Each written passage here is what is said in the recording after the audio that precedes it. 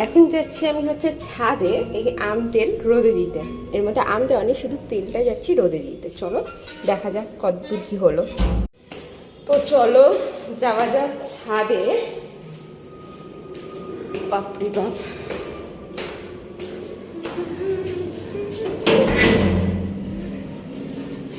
বিরাট রোদ ছাদে। মোট কথা শীতকালে খুব ভালো, আর গরমকালে বাপরে বাপ।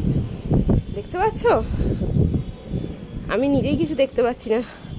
আর এই যে আমাদের হচ্ছে আম, আর সেই আমে এই যে এটা কি বলে এগুলোকে, কি মৌমাছি নাকি বলতে, নাকি জায়গা মতো চিনি না, বলতেই মনে হয় হলুদ রঙের দেখতে। যাই হোক, সে ধরেছে, সে নাকি খেয়ে নিল নাকি।